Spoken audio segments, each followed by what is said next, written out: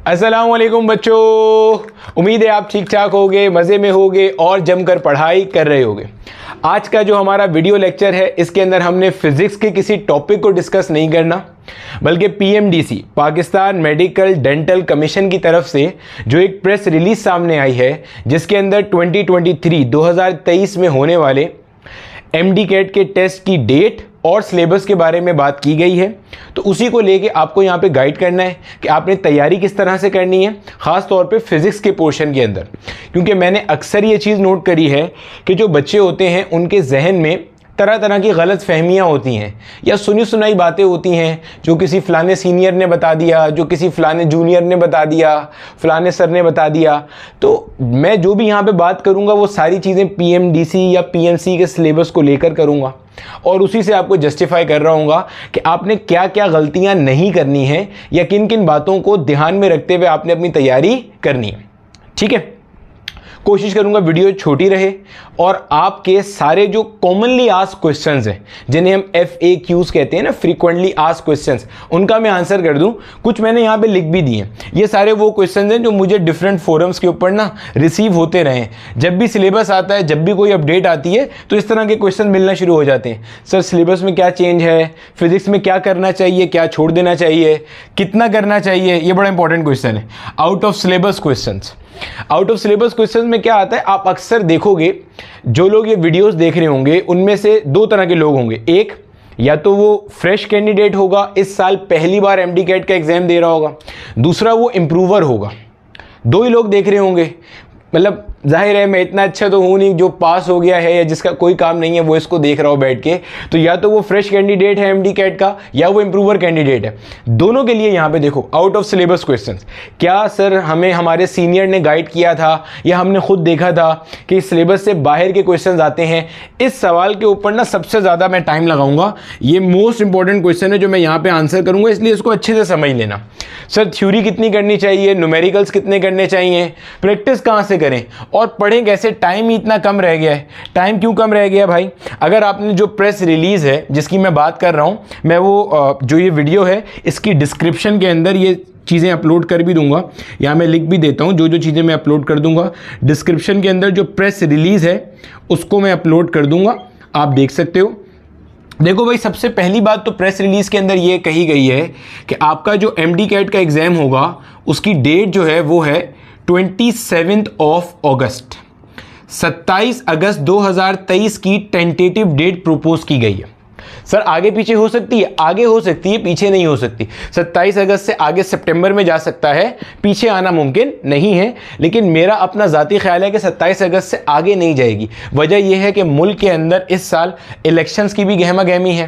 तो आपके जितने ये टीचर्स वगैरह होते हैं ये ऑब्वियसली ड्यूटीज़ दे रहे होते हैं, तो आप अपने जहन में 27 अगस्त का ही टाइमलाइन रखेंगे। ठीक है। अच्छा, दूसरी चीज़ ये कहा गया है कि भाई जो सिलेबस है वो सिलेबस वही वाला है जो बेसिकली 2022 के अंदर पीएमसी ने दिया था।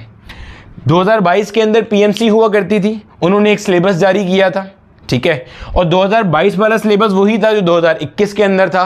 तो सिलेबस में कोई चेंज नहीं है। सिलेबस जो 2022 में था, ये कह रहे हैं कि भाई वही सिलेबस आपका किस में जाएगा, 2023 में जाएगा। सिलेबस में डिटेल पर आने से पहले मैं पहले कुछ जनरल चीज़ें आपको यहाँ बता देता हूँ। पहली चीज़ तो भाई आप अपना ओवरऑल पैटर्न समझ लो कि आपके पास ओवरऑल जो MCQs की तादाद है वो है 210। 210 MCQs है। सेक्शन कौन कौन से?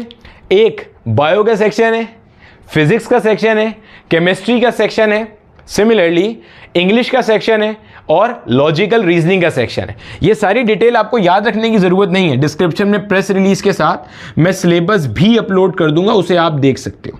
सिलेबस के अंदर मेरे पास सिलेबस मौजूद है भी। सिलेबस के अंदर आपके पास दूसरे ही पेज के ऊपर ये सब चीज़ें मौजूद हैं। ठीक है, दूसरे ही पेज के ऊपर ये सब चीज़ें मौजूद जो मैं यहाँ डिस्कस कर रहा हूँ, ये सब चीज़ें आप देख भी सकते हो। ठीक है, तो भाई इसके अंदर क्या है, 210 MCQs हैं और जो टाइम आपको दिया हुआ है वो तकरीबन है 3.5 घंटे। 3.5 घंटे से ना देखो, ऐसे मसला रहेगा, समझ नहीं आएगा। अगर मुझे फिजिक्स का एक बेसिक न्यूमेरिकल है, अगर मुझे आवर्स को मिनट में कन्वर्ट करना हो तो क्या करना होता है? मल्टीप्लाई बाय 60 करना होता है। अरे भैया 1 घंटे में 60 मिनट होते हैं, तो 3.5 घंटे में कितने मिनट होंगे, मल्टीप्लाई बाय 60 कर दो। तो भैया जब आप इसको मल्टीप्लाई करोगे तो ये आपके पास निकल के आएगा 210 मिनट। कितने मिनट निकल के आएंगे, 210 मिनट। हमने हाथ के हाथ एक न्यूमेरिकल भी सॉल्व कर लिया, ठीक है। 210 MCQs हैं और टाइम कितना दिया हुआ है, 210 मिनट। अजान हो जाए फिर आगे चलते हैं, ठीक है भैया।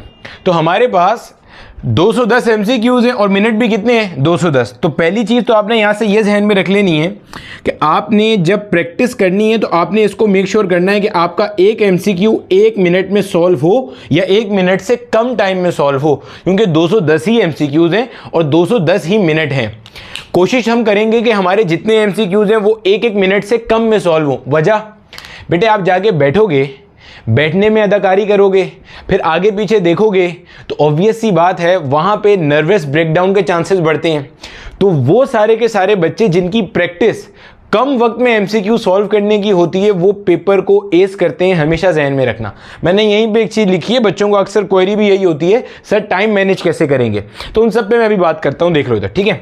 अच्छा सर, अब जो आपने बताया फिजिक्स है, केमिस्ट्री है, बायो है, लॉजिकल रीजनिंग, इंग्लिश है, इनका वेटेज क्या क्या है। देखो वेटेज जो है वो आपको सारा लिखा हुआ भी मिल जाएगा। फिजिक्स का जो टोटल मार्क्स हैं वो कितने हैं, 56, वेटेज बनता है 26.5%। केमिस्ट्री के भी मार्क्स कितने हैं, 56, वेटेज बनता है 26.5% समवेयर। बायो का वेटेज सबसे ज़्यादा है 32% के अराउंड और इसके मार्क्स बनते हैं 68। इंग्लिश का वेटेज अराउंड 10% के अराउंड है, इसके मार्क्स बनते हैं तकरीबन 20। सिमिलरली जो लॉजिकल रीजनिंग है इसके आपका तकरीबन 5% बनता है और इसके मार्क्स बनते हैं 10। चेक कर लो, पूरे हो गए ना। 56 और 56 कितने हो गए भैया, ये अपने पास हो गए 112। 112 में अगर मैं 68 ऐड करूं तो 120, 160, 180, 180 और 20, 200, 210 पूरे हो गए। अब आप देखो भाई साहब, आपको साफ साफ नज़र आ रहा है कि ये जो इंग्लिश है, अब देखो इधर जो इंग्लिश है और जो लॉजिकल रीजनिंग है, आपको दिखाई दे रहा है कि इसका वेटेज कितना कम है, साफ साफ नज़र आ रहा है आपको इसका वेटेज। इसका ओवरऑल वेटेज कितना है, टोटल 30 मार्क्स का है। बाकी के 180 मार्क्स आपको यहां से मिल रहे हैं, बायो से, केमिस्ट्री से और फिजिक्स से। अब यहां पे बात बताना क्यों ज़रूरी होती है। देखो बेटे, अक्सर क्या होता है कि जब हम देखते हैं ना बच्चे प्रिपरेशन कर रहे हैं, या अक्सर वो सुन के आते हैं कि हर सब्जेक्ट को एक जितनी इंपॉर्टेंस दो। नहीं मेरा बेटा, हर सब्जेक्ट को एक जितनी इंपॉर्टेंस नहीं देनी। आपने किसी सब्जेक्ट को ज़्यादा इंपॉर्टेंस देनी है, किसी सब्जेक्ट को कम इंपॉर्टेंस देनी है। सर ये चीज़ किस बेस पे डिसाइड होगी बेटे, 2 फैक्टर्स की बेस पे डिसाइड होगी। पहली चीज़, उसका पेपर में वेटेज कितना है। दूसरी चीज़, आपको वो बुरा कितना लगता है। सर जो बुरा लगता है उसे कम टाइम दें। नहीं मेरे लाल, जो बुरा लगता है उसे ज़्यादा टाइम दो। क्यों, देखो ये जो 3 सब्जेक्ट बचते हैं, देखो बायो का वेटेज है 32%, फिजिक्स और केमिस्ट्री का 26.5 है। 26.5 को मिला लोगे तो ये तकरीबन आपका बनता है 53%। 53 में आप ये जोड़ लोगे लाके 32%, तो ये बनता है 85%। यानी कि इन 3 से आपका 85% कवर हो रहा है। 85% में सबसे बड़ा वेटेज किसका है, बायो का है। अब बायो मेडिकल वाले बच्चे को अमूमी तौर पर पसंद होती है, इसलिए उसके अंदर टेंशन नहीं होती, उसमें मार्क्स आराम से आते हैं।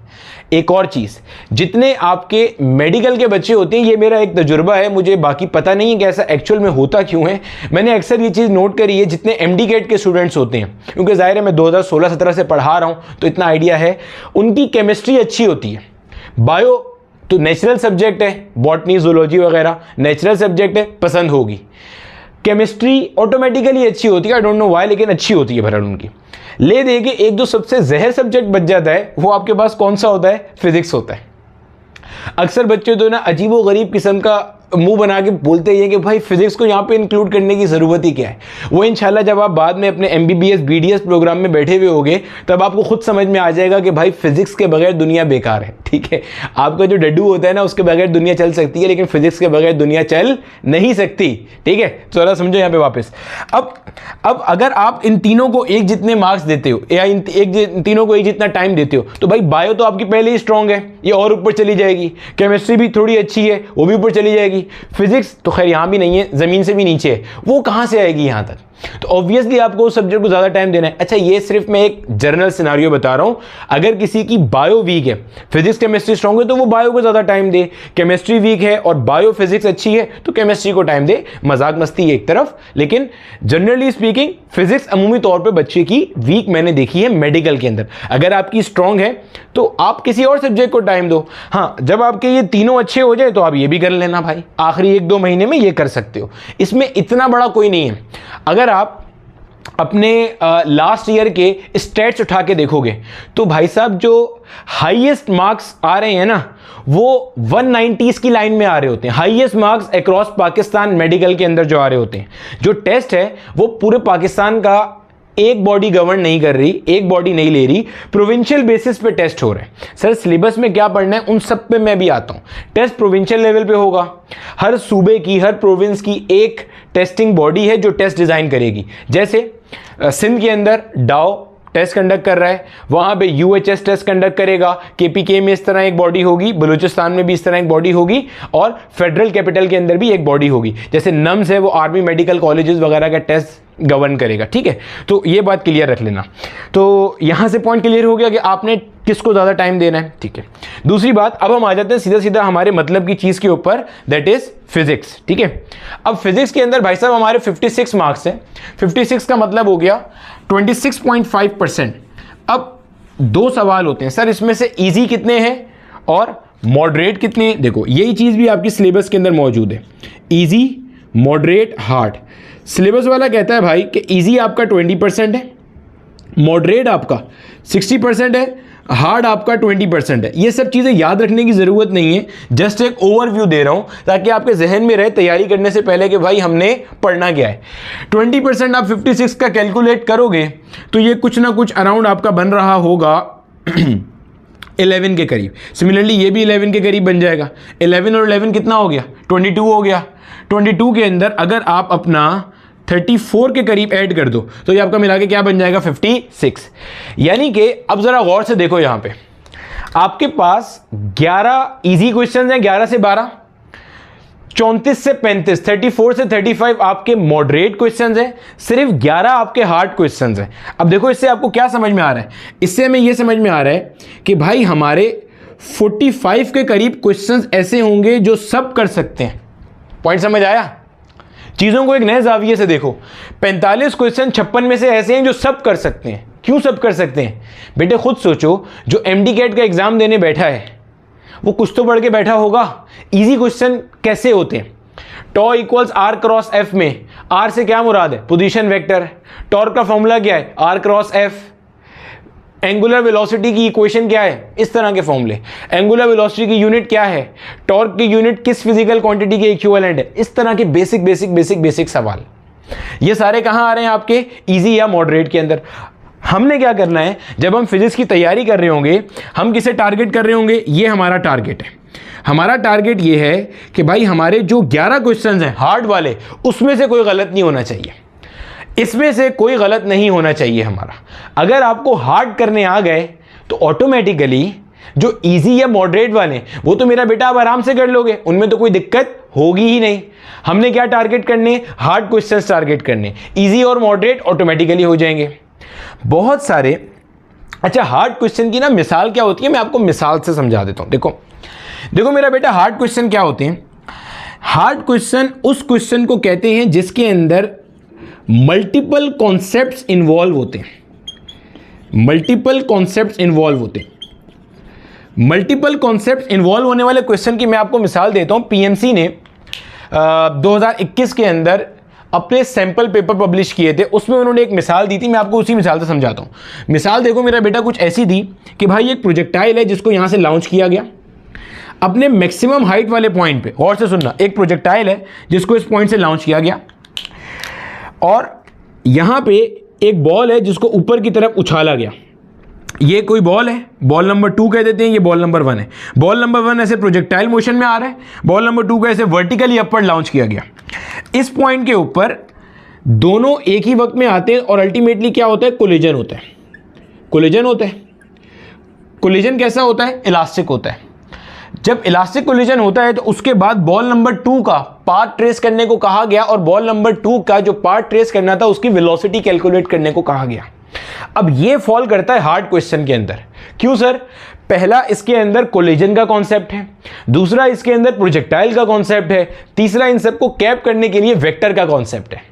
सर हम ये सब कैसे करेंगे? बेटे अभी आपको गाइड करेंगे, आप भी कर लोगे।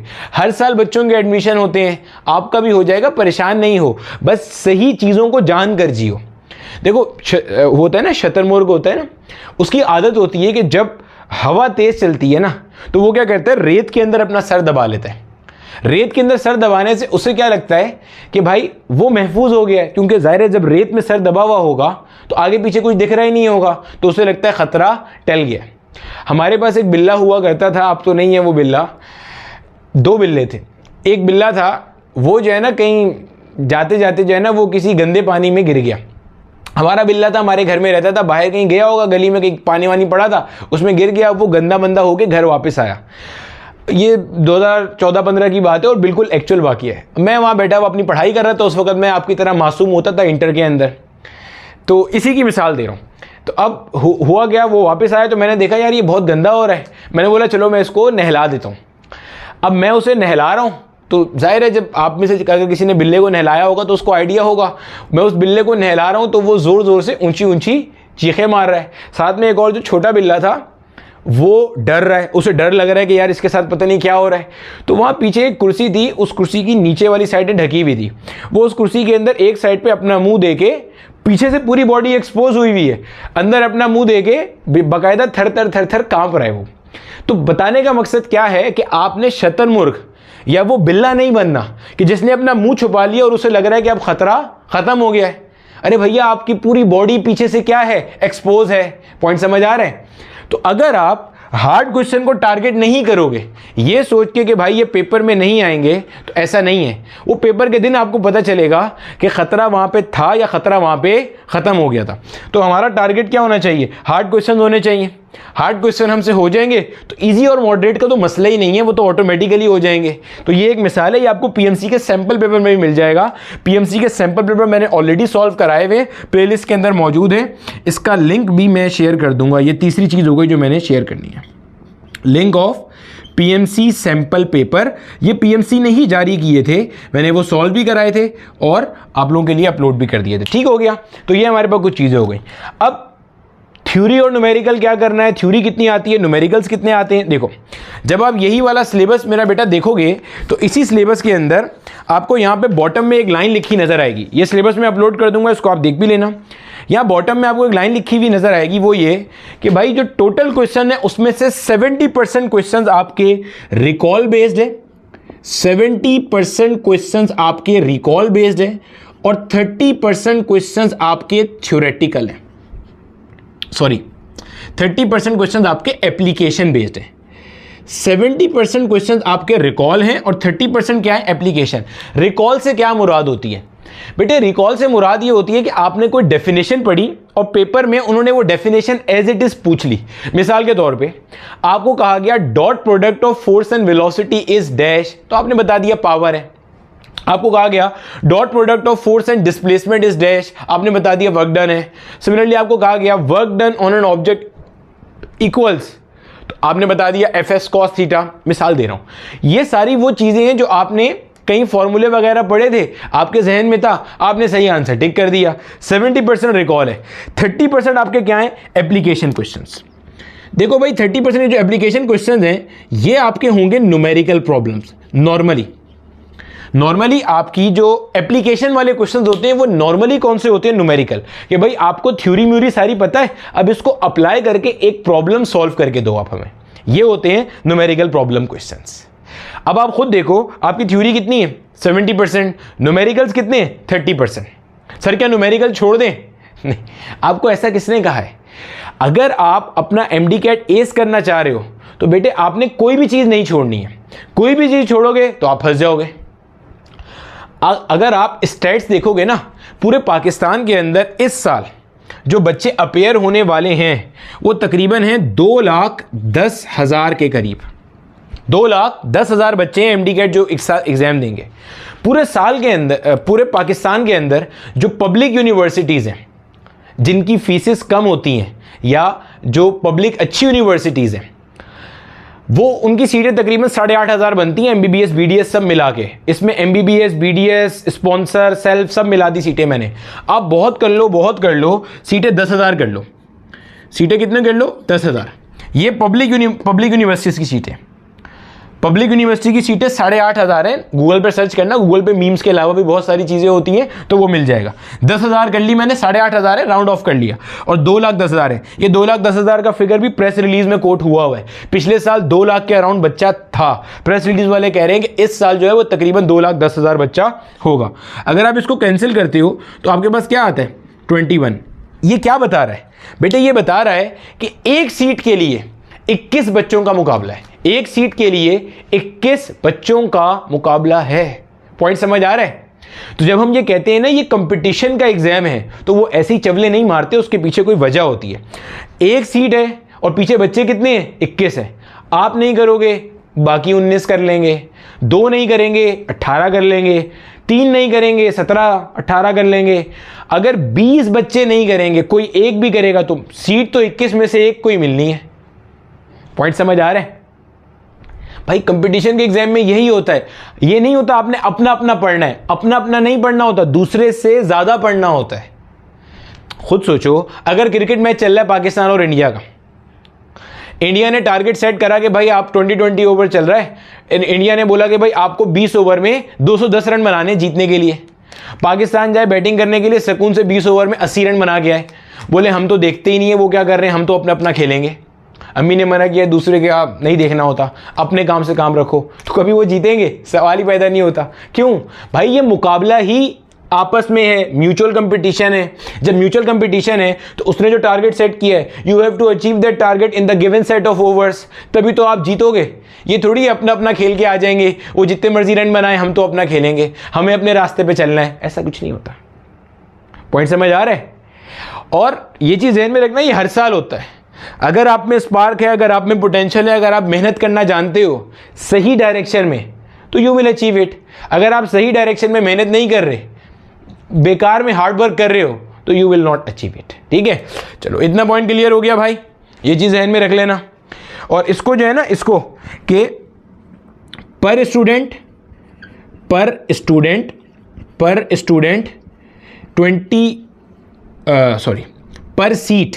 पर सीट 21 स्टूडेंट्स मुकाबला कर रहे हैं। इसको कहीं पे लिख के ना अपने पास लगा लेना। पर सीट 21 स्टूडेंट्स का आपस में मुकाबला है। ये मैंने पूरे पाकिस्तान के हिसाब किताब से निकाला है। अगर आप इसको प्रोविंस बेस पे निकालोगे तो ये ऊपर नीचे हो सकता है। जैसे सबसे ज़्यादा सख्त मुकाबला पंजाब में होता है, उसके बाद सिंध केपीके में तकरीबन एक जैसा है, बलूचिस्तान में थोड़ा हल्का मुकाबला होता है। तो पॉइंट है, बहरहाल मुकाबला है भाई। ठीक है, खैर इतना हिस्सा समझ में आ गया। तो ये थ्योरी है, ये रिकॉल न्यूमेरिकल वाले हैं। ठीक है, ये मैं क्लियर हो गई अच्छी तरीके से। चलो इतना हिस्सा कॉपी कर लो। यहीं पे इसी में मैं आपको एक चीज़ और बताता हूँ, कॉपी कर लो, आगे चलते हैं। अच्छा मेरा बेटा, अब ज़्यादा इधर उधर की बातचीत किए बगैर हम सीधा आ जाते हैं जो हमारे मतलब की चीज़ है। एक मैंने सारी चीज़ें बता दी, अब आ जाते हैं अपने मतलब की चीज़ के ऊपर कि फ़िज़िक्स में हमें क्या करना है और फिज़िक्स में क्या है।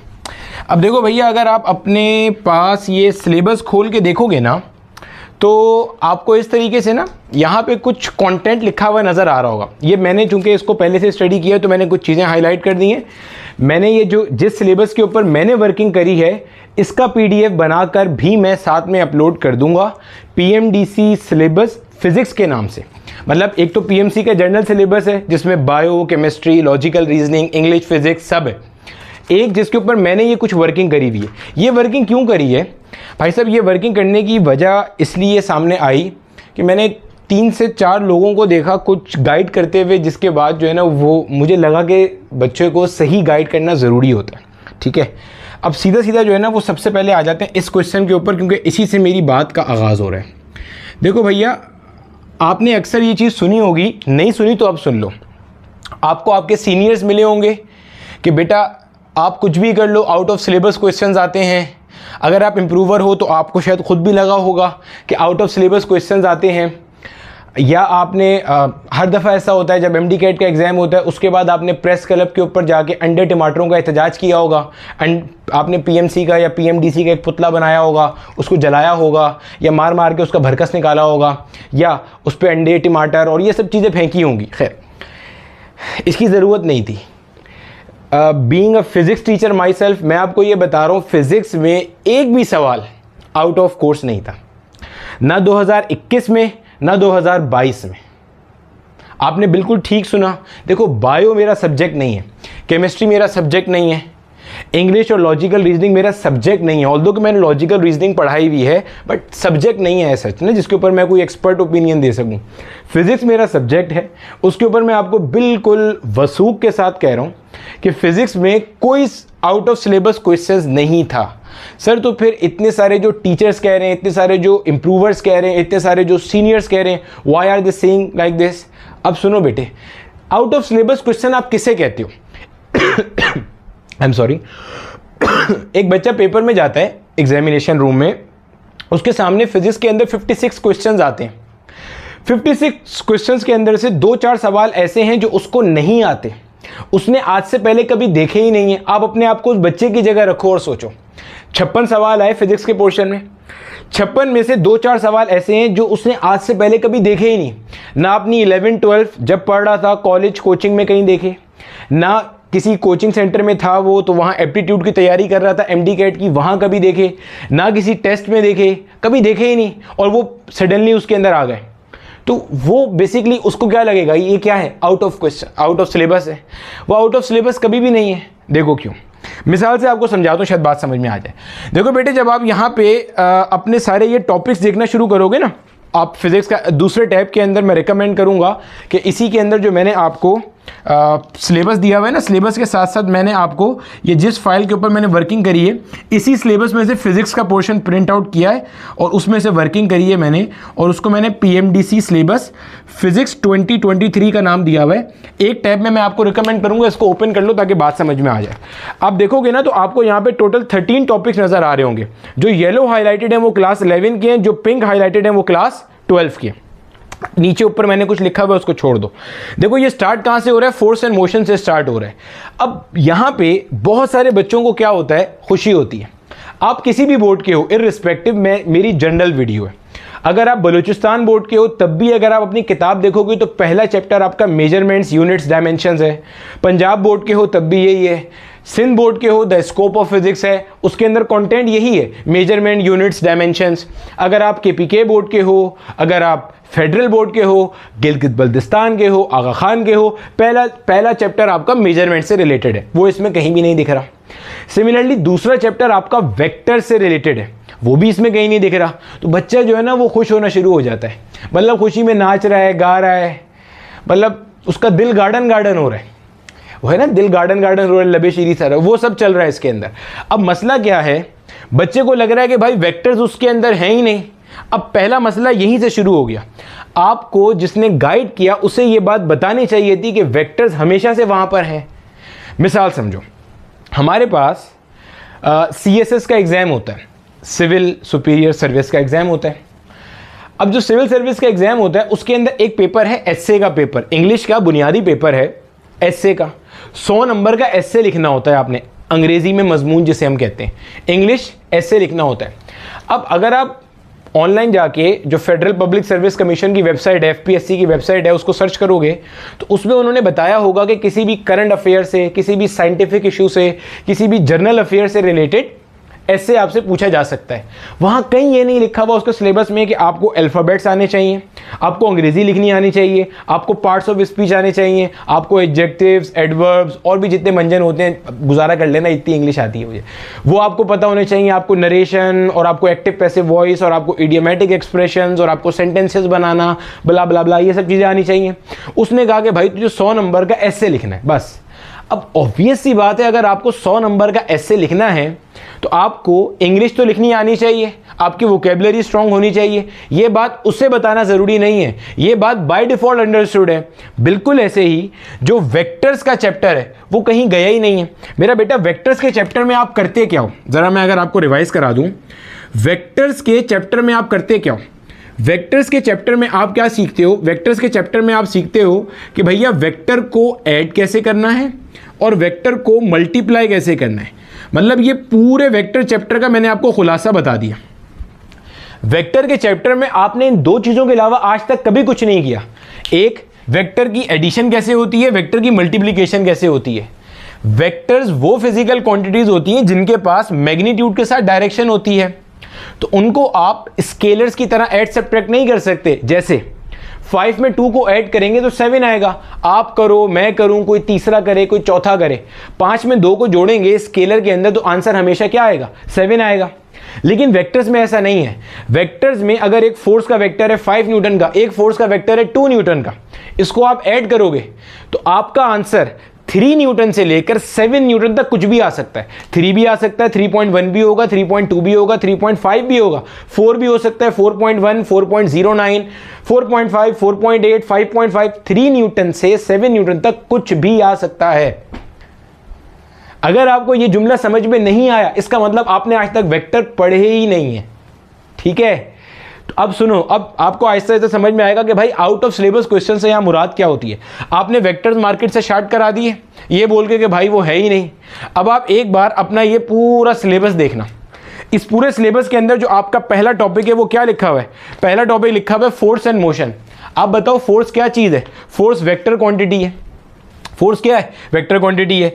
अब अगर आपको एग्जामिनर फोर्स लिख के देता है कि भाई एक फोर्स है 2i cap plus 4j cap minus 8k cap Newton, ये आपको उसने फोर्स लिख के दे दी। अब आप आंखें फाड़ फाड़ के देख रहे हो, सर ये आई कैप क्या होता है, जे कैप क्या होता है, के कैप क्या होता है, क्योंकि आपने तो वेक्टर्स ही मार्केट से शार्ट करा दिए थे। तो भाई ये क्या चीज़ है, फोर्स वेक्टर क्वांटिटी है, तो ये मौजूद है। इसी तरीके से आप आगे बढ़ो, फोर्स एंड मोशन के अंदर आप डिस्प्लेसमेंट पढ़ोगे, फोर्स एंड मोशन में आप वेलोसिटी पढ़ोगे, आप एक्सेलरेशन पढ़ोगे। These all quantities are vectors. कैसे डील करोगे वेक्टर्स को, जब आपको उन्हें ऐड करना ही नहीं आता, जब आपको उन्हें मल्टीप्लाई करना ही नहीं आता, आपको डॉट प्रोडक्ट नहीं पता, आपको क्रॉस प्रोडक्ट नहीं पता, how will you deal with the vectors, you can not deal.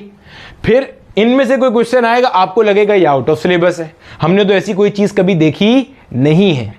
मसला ये कि वो सिलेबस में था, आपने ज़बरदस्ती उसे बाहर कर दिया था। आगे चलो, अगला टॉपिक पे आप जाओगे तो इसमें आपको वर्क पावर एनर्जी नजर आएगा। ये सिलेबस आप साथ में टैब में खोल लेना। सेकंड में वर्क पावर एनर्जी है, वर्क डन का डेफिनेशन पढ़ना, चारों बोर्ड की किताबें। अच्छा, साथ में मैं यहाँ पे आपको प्रैक्टिस मटेरियल अपलोड करूँगा, उस प्रैक्टिस मटेरियल के अंदर चारों टेक्स्ट बोर्ड की किताबों का PDF मौजूद है फिजिक्स का, जो मेरा सब्जेक्ट है मैं उसी की बात कर रहा हूँ। ठीक है, चारों टेक्स्ट बोर्ड का PDF मौजूद है इसके अंदर, आप देख सकते हो। उसके अंदर आप चाहे सिंध की किताब खोलो, बलूचिस्तान, पंजाब, KP के कोई सी भी किताब खोल के देखो, वर्क का डेफिनेशन पढ़ो, लिखा हुआ है dot product of force and displacement is work done. अब डॉट प्रोडक्ट आपको पता ही नहीं है, क्या करोगे उसके अंदर फिर आप। सिमिलरली आप आगे चलते हो, लिखा हुआ है rotational and circular motion. Rotational and circular motion के अंदर एंगुलर क्वांटिटीज जो होती हैं, जो एंगुलर वेलोसिटी है, एंगुलर डिस्प्लेसमेंट है, एंगुलर एक्सेलरेशन है, उसकी डायरेक्शन निकालनी है, क्योंकि वो वेक्टर है। कैसे निकालोगे? इसी तरह आपके पास सेंट्रीपिटल एक्सेलरेशन है, अगेन वेक्टर है, टेंजेंशियल एक्सेलरेशन है, अगेन वेक्टर है। इसकी डायरेक्शन की बेसिस पे बहुत सारे क्वेश्चंस आते हैं। फिर इसी के अंदर आपका बैंकिंग ऑफ रोड्स का कॉन्सेप्ट है। बैंकिंग ऑफ रोड्स का कॉन्सेप्ट टोटल वेक्टर डिपेंडेंट है। आपका वर्टिकल सर्कल है, आपका हॉरिजॉन्टल सर्कल है, कैसे करोगे? बगैर वेक्टर्स के। तो पहला पॉइंट समझ आ गया कि भाई सिलेबस जो है ना, वो आप किसी ऐसे बंदे से समझ लो या किसी ऐसे बंदे से पूछ लो जिसको एक्सपीरियंस हो। एक्सपीरियंस से मुराद ये जिसने ये चीज़ पढ़ी है, जो आपको बता सकता है कि भाई क्या चीज़ इंक्लूड है, क्या चीज़ एक्सक्लूड है। क्लियर है? अब समझते हैं हम कि इसमें क्या इंक्लूड है और क्या एक्सक्लूड है। बारी बारी मैं इसी टॉपिक में से करता हूँ। अच्छा देखो, जब आप इसको देखोगे ना बेटे, तो मैंने क्या किया हुआ है, मैंने आपके लिए क्या किया हुआ है, ये मैं अपलोड कर दूंगा। ये जैसे इसमें लिखा हुआ है फोर्स एंड मोशन, उसके बाद ये टॉपिक्स दिए हुए हैं जो फोर्स एंड मोशन में हमने कवर करने। टोटल 22 टॉपिक्स दिए हुए हैं। मैंने इसको टॉपिकल ब्रेक डाउन किया हुआ है। ये क्यों किया हुआ है? आपके लिए आखिर में एक सरप्राइज है, इस वीडियो के आखिर में बताऊंगा। कुछ सरप्राइज है, अच्छा सा सरप्राइज है। ठीक है, तो ये जो टॉपिक्स PMC वालों ने दिए हुए, मैंने इनका ब्रेक डाउन कर लिया अलग अलग हाईलाइटर से। जैसे येलो हाईलाइटेड के अंदर मैंने आपको बताया, जैसे भाई साहब जब आप फोर्स एंड मोशन देखते हो अपना, तो फोर्स एंड मोशन के अंदर आपके पास 3 चीज़ें कवर होती हैं। गौर से सुनते जाना, आप टॉपिकल लेके चल रहे हैं। जब आप फोर्स एंड मोशन का चैप्टर खोलोगे तो फोर्स एंड मोशन के अंदर मेरा बेटा 3 चीज़ें कवर होती हैं। एक काइनेमेटिक्स है, देन आपके पास डायनामिक्स है, देन आपके पास प्रोजेक्टाइल मोशन है। ये तीनों चीज़ें मेरा बेटा किसके अंदर कवर हो रही हैं? फोर्स एंड मोशन में कवर हो रही हैं। सर काइनेमेटिक्स में क्या होता है? देखो मैकेनिक्स की 2 ब्रांचेज होती हैं, एक काइनेमेटिक्स होती है और एक डायनामिक्स होती है। काइनेमेटिक्स के अंदर हम बॉडी के मोशन को डिस्कस करते हैं कि बॉडी मूव कर रही है, उसकी डिस्प्लेसमेंट क्या है, डिस्टेंस कितना है, स्पीड क्या है, वेलोसिटी क्या है, एक्सेलरेशन क्या है, वेरिएबल है या नॉन वेरिएबल है, ये सब चीज़ों की बात करते हैं। ग्राफ पढ़ते हैं, फ्री फॉलिंग बॉडी पढ़ते हैं, ये सारी चीज़ें कहाँ आती हैं? काइनेमेटिक्स के अंदर। डायनामिक्स के अंदर हमारी कहानी स्टार्ट होती है न्यूटन के लॉज ऑफ मोशन से।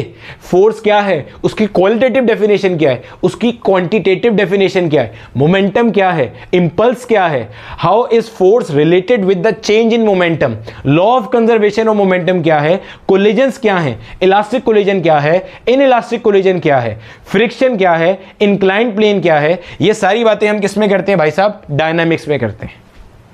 इसी तरह प्रोजेक्टाइल मोशन, काइनेमेटिक्स के अंदर आप डील कर रहे होते हो मोशन इन 1 डायमेंशन, एक डायमेंशन का मोशन, कि जो गाड़ी है वो या तो ऐसे चल रही है अलोंग एक्स एक्सिस, या कोई बॉडी है वो ऐसे अलोंग वाई एक्सिस आ रही है। 1 डायमेंशन, सिर्फ वाई पे या सिर्फ एक्स पे।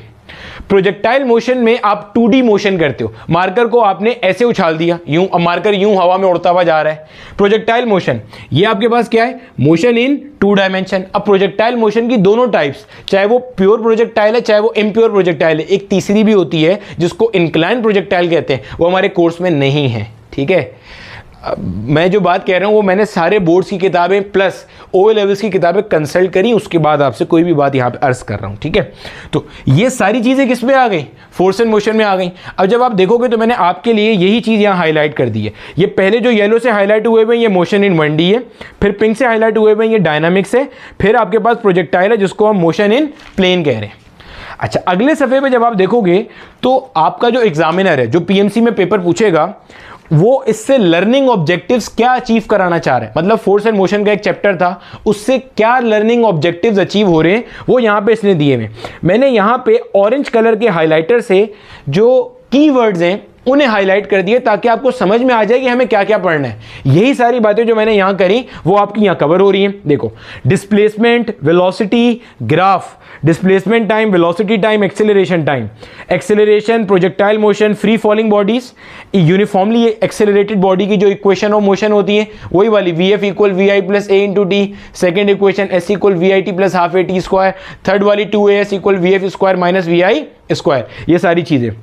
फिर न्यूटन के laws, momentum, conservation, collision, perfectly elastic collision, और आखिर में न्यूटन का लॉ ऑफ इम्पैक्ट। ये न्यूटन का लॉ ऑफ इम्पैक्ट क्या है? जब आप कोलिजन के बारे में बात करते हो तो वहाँ पे जो परफेक्टली इलास्टिक कोलिजन होता है उसमें बॉडीज जिस रिलेटिव वेलोसिटी से अप्रोच करती हैं बाद में उसी रिलेटिव वेलोसिटी से सेपरेट होती हैं। जब आपको कोलिजन पढ़ाया जाएगा तो उसमें ये सारी चीज़ें आएंगी, परेशान नहीं होना। आप जब जब मेरी कोई क्लास ले रहे होगे या मेरा कोई लेक्चर देख रहे होगे आपको यही एहसास होगा कि आपने ये टॉपिक आज से पहले नहीं पढ़ा हुआ, और अगर ये एहसास हो रहा है तो ये एक अच्छी बात है। कि अच्छी बात क्यों है? कि पेपर में आपको ये पता नहीं चल रहा कि आपने आज से पहले चीज़ें कॉन्सेप्चुअली नहीं पढ़ी थी, अब आप पढ़ रहे हो, कोई परेशानी वाली बात नहीं। अगले उस पर आप चलते हो तो भाई वर्क पावर एनर्जी, ये दूसरा टॉपिक है पीएमसी के अंदर, work power energy. Work power energy पूरा chapter as it is include है, इसके भी मैंने यहाँ पे कीवर्ड्स हाईलाइटेड किए हुए। अच्छा, उसका जो अगला चैप्टर है वो है रोटेशनल एंड सर्कुलर मोशन। अब रोटेशनल एंड सर्कुलर मोशन को जब आप देखते हो भैया, तो रोटेशनल एंड सर्कुलर मोशन को मैंने ब्रेक डाउन किया है 3 पार्ट्स के अंदर, 3 सब पार्ट्स के अंदर। एक है भैया सर्कुलर मोशन, एक है भैया रोटेशनल मोशन, एक है भैया ग्रेविटेशनल मोशन। ये तीनों रोटेशनल एंड सर्कुलर मोशन का ही पार्ट है। पार्ट्स ब्रेक डाउन कैसे? सर्कुलर मोशन सबसे पहले पढ़ाया जाता है, जिसके अंदर आपके पास ये जब कोई बॉडी दायरे में घूमती है तो वो सेंटर पे एंगल कितना सब्टेंड करती है, जिसे हम एंगुलर डिस्प्लेसमेंट कहते हैं। जो ए लेवल्स वाले हैं उनका मोशन इन अ सर्कल का जो पार्ट आता है ना, वो motion in a circle circular motion में आता है यहाँ पे, ठीक है। सिमिलरली जो आपके बलूचिस्तान बोर्ड या KPK बोर्ड या फेडरल बोर्ड या आगा खान या पंजाब वाले, उनका जो सर्कुलर एंड रोटेशनल मोशन का पहला पार्ट है जिसमें जब वो दायरे में घूमती है तो सेंटर पे एंगल बनता है, वो सब है। सिमिलरली जो सिंध वाले हैं, सिंध के अंदर जो प्रोजेक्टाइल मोशन के बिल्कुल बाद वाला पार्ट है, मोशन इन अ सर्कल, वो यहाँ पे आता है। इसमें आपका एंगुलर डिस्प्लेसमेंट, रेडियन का कॉन्सेप्ट, डिग्री का concept, angular velocity, then angular acceleration, angular frequency, फिर v equals R omega, a equals R alpha, फिर सेंट्रीपिटल एक्सेलरेशन, टेंजेंशियल एक्सेलरेशन, फिर सेंट्रीपिटल फोर्स, फिर यूनिफॉर्म सर्कुलर मोशन या हॉरिजॉन्टल सर्कुलर मोशन, फिर vertical circle या non uniform circle, फिर banking of roads. ये सारा कॉन्सेप्ट आता है सर्कुलर मोशन में। रोटेशनल मोशन में क्या आता है? Torque, moment of inertia, conservation of angular momentum, फिर इक्विलिब्रियम का पार्ट पूरा, इक्विलिब्रियम जहां पे centre of mass, centre of gravity के हिसाब से डिफाइन करते हैं, वो सब यहां आता है। ये सब शामिल है। कैसे पता चला सर? देखो, अब अक्सर बच्चों को अक्सर टीचर्स क्या करते हैं, लर्निंग ऑब्जेक्टिव देखते हैं कि इसमें कहीं टॉर्क वगैरह नहीं है तो टॉर्क वगैरह फारिग करा देते हैं। देखो, अगर आप कभी भी देखोगे ना तो यहां देखो हेडिंग क्या है, रोटेशनल एंड सर्कुलर मोशन। मैंने यहां पे रोटेशनल को हाईलाइट इसलिए किया ताकि आपको यह बात समझ में आ जाए कि रोटेशनल मोशन का कीवर्ड आपके सिलेबस में मौजूद है, तो उससे रिलेटेड चीज आपको पता होनी चाहिए। पॉइंट समझ आ रहा है? अब समझ में आ रहा है कि सिलेबस से आउट ऑफ सिलेबस क्वेश्चंस होते क्यों हैं? क्योंकि आप चीजें जबरदस्ती खुद ब खुद बाहर कर रहे होते हो, इसलिए वो बाहर हो जाते हैं। ग्रेविटेशनल मोशन के अंदर जब आप अर्थ के सरफेस से ऊपर जा रहे होते हो तो अल्टीमेटली जो ग्रेविटी की वैल्यू है वो कम होना शुरू हो जाती है। सरफेस ऑफ अर्थ के अंदर जाते हो तब भी वैल्यू चेंज होना शुरू हो जाती है। इसका इंपैक्ट प्रोजेक्टाइल मोशन पे भी आता है। इसका इंपैक्ट प्रोजेक्टाइल मोशन पे क्यों आता है? क्योंकि प्रोजेक्टाइल मोशन की जब आप रेंज की या हाइट की डेरिवेशन देखोगे तो उन दोनों के फॉर्मूले में डिनोमिनेटर में जी आ रहा होता है। सिमिलरली आगे जब हम सिंपल पेंडुलम देखेंगे उसके अंदर भी T इक्वल 2π/L/g होता है। अब अगर आपको ग्रेविटेशनल मोशन नहीं पता तो ना आप प्रोजेक्टाइल मोशन का सवाल कर सकते हो, ना आप वहां से सिंपल पेंडुलम के क्वेश्चंस कर सकते हो। ठीक है भैया, तो ये हमारा था रोटेशनल और सर्कुलर मोशन। अगर आप इसी में आगे चलते हो, अच्छा इसके मैंने सारे की पॉइंट यहाँ हाईलाइट किए हुए। आगे चलते हो तो अगला टॉपिक आपको दिया हुआ है वेव्स। अब वेव्स के अंदर अगर आप देखोगे भाई साहब, अगर आप अपनी अपनी किताबें देखते हो, टेक्स्ट बुक्स अपने अपने बोर्ड की, तो ये टोटल आपके पास ना 3 टॉपिक्स होते हैं। एक होता है ऑसिलेशंस, जिसको हम कहते हैं सिंपल हार्मोनिक मोशन। दूसरा होता है भैया वेव्स, तीसरा होता है भैया साउंड। ये 3 टॉपिक होते हैं। सिंध बोर्ड के अंदर वेव मोशन साउंड के नाम से है, बाकी बोर्ड के अंदर ऑसिलेशंस और वेव्स एंड साउंड के नाम से ये चैप्टर मौजूद है। आपको हैरानी इस बात पे होगी कि इन्होंने लिखा हुआ सिर्फ वेव्स है। बच्चा कंफ्यूज होकर सिर्फ वेव पढ़ता है, ये सब चीजें छोड़ रहा होता है। मेरा बेटा एक बार लर्निंग ऑब्जेक्टिव को खोल के देख लो, आपको समझ में आ जाएगा। मैंने यहाँ पे देखो हाईलाइट किया हुआ है, जो पहले येलो से हाईलाइट हुए हुए, अगर आप इनको देखोगे ये सब वेव्स का पार्ट है। लेकिन ये पिंक में जो हाईलाइट हुआ है क्या लिखा है? Speed of sound in air, ये न्यूटन का फॉर्मूला और लैप्लास की करेक्शन। फिर डॉपलर्स इफेक्ट, डॉपलर की इफेक्ट, डॉपलर शिफ्ट की कैलकुलेशन, ये सब क्या है? साउंड का पार्ट आ गया। ये सब साउंड का पार्ट है, जिसमें डॉपलर इफेक्ट के डिफरेंट केसेस हैं कि ऑब्जर्वर सोर्स की तरफ आ रहा है, ऑब्जर्वर सोर्स से दूर जा रहा है, ब्ला ब्ला ब्ला ब्ला। ठीक है, फिर आप आखिर में देखोगे 22 से ऑनवर्ड, तो ये सब सिंपल हार्मोनिक मोशन का पार्ट है। SHM, सिंपल हार्मोनिक और डिस्प्लेसमेंट, एम्पलीट्यूड। तो भाई ये तीनों चीजें शामिल हैं इसके अंदर, गया कुछ भी नहीं है। आप खुद देखो, वेक्टर्स शामिल है, मोशन एंड फोर्स पूरा शामिल हो गया, सर्कुलर रोटेशनल मोशन पूरा शामिल है, वर्क पावर एनर्जी पूरा शामिल है, और क्या है? वेव्स, ऑसिलेशन और साउंड पूरा शामिल हो गया। अच्छा, आगे चलते हैं हम जरा। जब आप आगे चलते हो तो आगे आपके पास आता है थर्मोडायनामिक्स। अब थर्मोडायनामिक्स में बच्चा खुश हो रहा होता है क्योंकि अक्सर जगहों पे जो पढ़ाया जाता है वो हीट एंड थर्मोडायनामिक्स है। बच्चा खुश हो रहा होता है कि भाई सर इसमें हमारा हीट का पार्ट तो शामिल ही नहीं है। या अल्लाह, ठीक है, इसके ऊपर एक शेर याद आ गया, इस मासूमियत पे कौन ना मर जाए, मारते हैं और हाथ में तलवार भी नहीं है। देखो भैया एक चीज का ख्याल करना, थर्मोडायनामिक्स के अंदर जब आप लर्निंग ऑब्जेक्टिव देखोगे तो सबसे पहले लिखा है फर्स्ट लॉ ऑफ थर्मोडायनामिक्स। ये तो थर्मोडायनामिक्स का पार्ट है। दूसरा लर्निंग ऑब्जेक्टिव पढ़ो क्या लिखा है, या दूसरा टॉपिक पढ़ो क्या लिखा है। दूसरा टॉपिक लिखा है molar and specific heat capacities. Specific heat capacity क्या होती है? वो अमाउंट ऑफ हीट जो आप किसी बॉडी को देते हो ताकि उसका टेम्परेचर 1 डिग्री सेल्सियस बढ़ जाए। स्पेसिफिक हीट क्या होती है? अगर बॉडी का मास 1 किलोग्राम है या यूनिट मास है तो उसका टेम्परेचर 1 डिग्री सेल्सियस या 1 केल्विन बढ़ाने के लिए जो हीट है वो कहलाती है specific heat capacity. Molar heat capacity क्या है? एक मोल सब्सटेंस का टेम्परेचर 1 केल्विन या 1 डिग्री सेल्सियस बढ़ाने के लिए जितनी हीट चाहिए वो क्या कहलाती है? Molar heat capacity. अब आप बताओ कुछ रह गया पीछे? थर्मोडायनेमिक्स पूरा ऐड हो गया, नाम से ही ऐड कर दिया उन्होंने, और अगले लर्निंग ऑब्जेक्टिव में लिख दिया कि भाई मोलर और स्पेसिफिक हीट कैपेसिटी बताओ। अगर आपको हीट के कॉन्सेप्ट नहीं पता, टेम्परेचर के कॉन्सेप्ट नहीं पता, तो आप हीट कैपेसिटी डिफाइन कैसे करोगे? ठीक है, तो हीट एंड थर्मोडायनेमिक्स पूरा शामिल हो गया इसके अंदर उठ के यहां पे। इसके भी मैंने लर्निंग ऑब्जेक्टिव यहां पे हाईलाइट किए हुए। आगे आ जाओ इलेक्ट्रोस्टैटिक्स। इलेक्ट्रोस्टैटिक्स को भी मैंने 2 पार्ट्स में तोड़ दिया। इलेक्ट्रोस्टैटिक में टोटल 4 टॉपिक्स पढ़ाए जाते हैं। कूलम का law, electric field intensity, electric potential, capacitance, चारों पार्ट शामिल हैं, आप देख सकते हो। जो येलो से हाईलाइटेड है वो कूलम का लॉ और इलेक्ट्रिक फील्ड इंटेंसिटी, ये दोनों साथ में पढ़ाए जाते हैं। और फिर वो सारे लोग जो वेक्टर्स पढ़े बगैर कूलम का लॉ पढ़ लेते हैं और इलेक्ट्रिक फील्ड इंटेंसिटी पढ़ लेते हैं, सलाम है आपको, पॉसिबल नहीं है, क्योंकि कूलम के लॉ के अंदर फोर्स है। जब मिसाल के तौर पे आपके पास यहाँ कहीं पे मेरा बेटा एक कोई चार्ज है Q1, यहाँ पे एक चार्ज है Q2, एक चार्ज है Q3, एक चार्ज है Q4।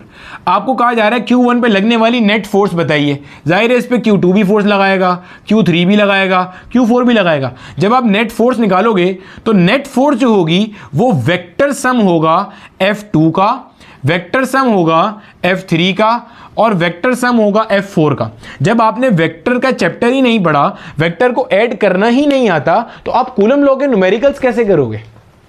और अगर आप कर लेते हो तो भाई मुझे ज़रूर बता देना कि आप कैसे कर लेते हो। ये मेरी पर्सनल ईमेल आईडी है, मैं जानने में बहुत ज़्यादा इंटरेस्टेड हूँगा। physicsbybilal@gmail.com। ठीक है, इस पे आप मुझे बता सकते हो कि भाई हमने वेक्टर्स पढ़े बगैर कूलम लॉ सॉल्व करना सीख लिया। मैं भी आपसे सीखूंगा, क्योंकि मुझे नहीं आता ये वेक्टर्स के बगैर कैसे कर सकते हैं, या इलेक्ट्रिक फील्ड इंटेंसिटी को कैसे इवेल्युएट कर सकते हो, नेट इलेक्ट्रिक फील्ड इंटेंसिटी। तो नजर आ रहा है वो अपनी जगह पर है। सिमिलरली जो आगे पिंक से हाईलाइट हुए में, इसमें पोटेंशियल और कैपेसिटेंस का टॉपिक है। क्लियर हो गया? अच्छा, फिर आगे आता है करंट इलेक्ट्रिसिटी, एक बज़ाहिर छोटा दिखने वाला चैप्टर, लेकिन इसमें भी सारी चीजें शामिल हैं A to Z। Ohm's law से स्टार्ट होता है। रेजिस्टेंस किन पैरामीटर्स पे डिपेंड करती है, रेजिस्टिविटी क्या है, टेम्परेचर पे डिपेंडेंस क्या है, इंटरनल रेजिस्टेंस का क्या कॉन्सेप्ट है, सर्किट कॉम्बिनेशंस क्या हैं, फिर उसी में KCL भी आता है, KVL भी आता है, फिर उसी के अंदर आपके पास मैक्सिमम पावर ट्रांसफर थ्योरम भी आता है। अब अक्सर मासूम बच्चे बोलते हैं सर इसमें कहीं सर्किट कॉम्बिनेशन तो लिखा हुआ ही नहीं है। मेरा बेटा इसके अंदर जब आप लर्निंग ऑब्जेक्टिव देखोगे ना, लर्निंग ऑब्जेक्टिव में आखिरी वाला लर्निंग ऑब्जेक्टिव पढ़ना, उसमें लिखा हुआ है मैक्सिमम पावर ट्रांसफर थ्योरम। आप मुझे सर्किट डायग्राम बनाए बगैर maximum power transfer theorem solve करके दिखा दो जरा, ठीक है, सॉल्व करके दिखा दो तो जूसर आपका हुआ। तो भाई यही वजह है कि देखो आपके फिजिक्स में नंबर क्यों नहीं आते। आपके नंबर इसलिए नहीं आते क्योंकि आप प्रॉब्लम स्टेटमेंट को आधा समझते हो, आधा गोल कर देते हो।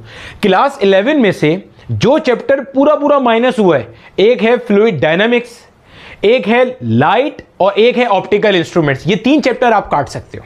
लाइट वाला कौन सा? जिसमें आप Young double slit experiment, diffraction grating, X ray diffraction, polarisation, Michelson interferometer, Newton के रिंग्स, ऑप्टिकल इंस्ट्रूमेंट्स के अंदर क्या है, वो जो रिफ्लेक्शन रिफ्रैक्शन के कॉन्सेप्ट्स हैं, सिंपल माइक्रोस्कोप है, कंपाउंड माइक्रोस्कोप है, एस्ट्रोनॉमिकल टेलीस्कोप है, गैलीलियन टेलीस्कोप है, टेरिस्टेरियल टेलीस्कोप है, ये सारी चीजें माइनस हो गई हैं। पूरा चैप्टर माइनस हुआ है।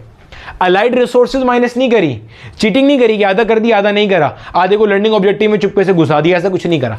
लाइट और ऑप्टिकल इंस्ट्रूमेंट्स आप एक्सक्लूड कर सकते हो। फ्लूइड डायनामिक्स जिसमें आप बर्नौली की इक्वेशन और टॉरिसेलिस थ्योरम पढ़ते हो, ये सब चीजें आप माइनस कर सकते हो। ये 3 चैप्टर आप छोड़ देना। बाकी मेजरमेंट्स, सर मेजरमेंट्स तो नहीं लिखा हुआ। मेरा बेटा मेजरमेंट्स में आप पढ़ते क्या हो? डायमेंशन निकालना सीखते हो। उसने आपसे पावर की डायमेंशन पूछ ली, आप क्या करोगे? डायमेंशन निकलती है यूनिट से, और यूनिट आप जब वर्क पावर एनर्जी पढ़ोगे तो पावर की यूनिट आपको पता होगी, तो डायमेंशन निकालना आती होगी आपको वहां से। तो मेजरमेंट्स इंक्लूड है, वेक्टर्स इंक्लूड है, मोशन एंड फोर्स शामिल है, प्रोजेक्टाइल उसी के अंदर है, सर्कुलर रोटेशनल मोशन है, ग्रेविटेशनल मोशन है, वर्क पावर एनर्जी है, ऑसिलेशन है, वेव्स है, साउंड है। ऑप्टिक्स छोड़ दो, ऑप्टिकल इंस्ट्रूमेंट्स छोड़ दो, और वहां से फ्लूइड डायनामिक्स छोड़ दो। सेकेंड ईयर में कुछ भी नहीं छूटा हुआ। आप देख लो, हीट एंड थर्मोडायनेमिक्स पूरा हो गया, इलेक्ट्रोस्टैटिक्स पूरा हो गया, करंट इलेक्ट्रिसिटी पूरा हो गया। सर क्या करंट इलेक्ट्रिसिटी के अंदर हमें इंस्ट्रूमेंट्स करने हैं? व्हीट स्टोन ब्रिज बिल्कुल करने हैं। क्यों? व्हीट स्टोन ब्रिज का जो स्ट्रक्चर होता है वो बैलेंस ब्रिज सर्किट डायग्राम में आता है। जो आपके सर्किट कॉम्बिनेशंस होते हैं ना वो 3 तरह के होते हैं। एक होता है सीरीज सर्किट, एक होता है पैरेलल सर्किट, एक होता है ब्रिज सर्किट। तो ब्रिज सर्किट अगर आप सीख रहे हो, जब सर्किट कॉम्बिनेशन हम क्लास में बच्चों को पढ़ाते हैं तो ब्रिज कॉम्बिनेशन पढ़ाते हैं। जब ब्रिज कॉम्बिनेशन पढ़ रहे हो तो व्हीट स्टोन ब्रिज वही चीज है आपके पास।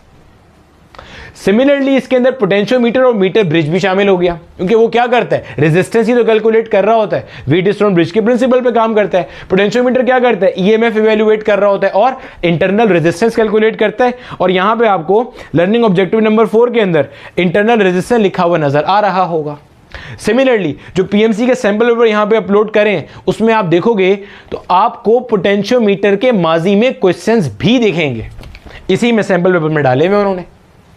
देखो जब एक बार पेपर आ जाता है ना तब आप उसमें यह कंप्लेन नहीं कर सकते कि सर ये तो हमें पता ही नहीं था। वो पीएमसी का सैंपल पेपर निकाल के आपके सामने रख देंगे कि भाई हमने तो ये चीज आपको दी हुई है, आपने क्यों नहीं पढ़ा।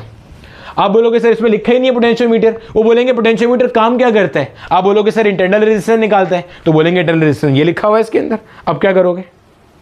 ये आप बोलोगे सर सर्किट कॉम्बिनेशन का सवाल ही नहीं है, वो बोलेंगे क्या लिखा है? Maximum power transfer theorem. ये लो भाई साहब आप पेन लो, या भाई साहिबा आप पेन लो, आप maximum power transfer theorem without drawing any circuit साबित कर दो यहाँ पे। फिर क्या करोगे? आप आंखें फाड़ फाड़ के देख रहे होगे। तो आंखें फाड़ फाड़ के देखने की नौबत ना आए इसके लिए इसको समझ लिया जाए। फिर इलेक्ट्रोमैग्नेटिज्म पूरा चैप्टर इंक्लूड है, पूरा चैप्टर इंक्लूड है, कोई चीज नहीं छूटी हुई है। मैग्नेटिक फील्ड, उसमें चार्ज दाखिल होता है, फोर्स कौन सी लगती है, फिर कंडक्टर होता है तो फोर्स क्या लगती है, टॉर्क का कॉन्सेप्ट इंक्लूड है। देखो भैया मेरा काम है बताना, मैं जाहिर है किसी के घर पे आके उसे चम्बे चमाटे मार के नहीं पढ़ाऊंगा, वो आपका काम है पढ़ना।